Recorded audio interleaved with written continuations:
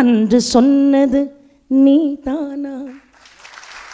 பாட்டை வாங்கிட்டு சென்னைக்கு வந்து ரெக்கார்டிங்கும் முடிஞ்சிட்டு திடீர்னு மெட்ராஸ்ல இருந்து விஸ்வநாதன் ஒரு ஃபோன் வந்தது. இவர் எடுத்துட்டு என்ன பாடினார், பாட்டெல்லாம் ரெக்கார்டிங் நடந்துகிட்டு இருக்கேன், ரொம்ப சந்தோஷம்னு வச்சுட்டார்.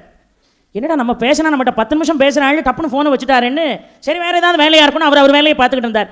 இவர் அடுத்த 10வது நிமிஷம் அவருக்கு ஃபோன் அடித்தார்.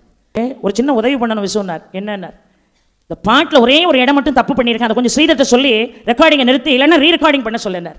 என்ன தப்புன்னார், தெய்வத்தின் மார்பில் சூடிய மாலை தெருவினிலே விழலாமான்னு எழுதினேன். சரிதான், தெருவினிலே விழுந்தாலும் வேறொரு கை தொடலாமான்னு எழுதியிருக்கேன்ப்பா. அந்த தொடலாமாங்கிற வார்த்தையை அப்படியே எடுத்துட்டு படலாமாங்கிற வார்த்தையை ஃபிக்ஸ் பண்ணிக்கோன்னார். ரெண்டும் ஒன்று தானே, தொடுறதுக்கும் படுறதுக்கும் என்னென்ன பெரிய வித்தியாசம்னார். இவர் சொன்னார், ஒரு கற்புள்ள பெண்ணு ஒரு பஸ்ஸில் பயணம் பண்ணுறா, 4 பேருடைய ஸ்பரிசம் அவன் மேலே தெரியாமப்பட்ட அது படுதல்.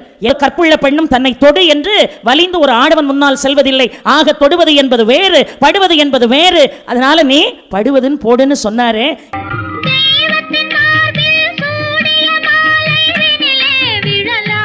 இவ்வளவு கண்ணியமான ஒரு கவிஞன் இருந்தால் இந்த உலகத்திற்கு கேடு எங்கிருந்து வரும் என்று கேட்டார்.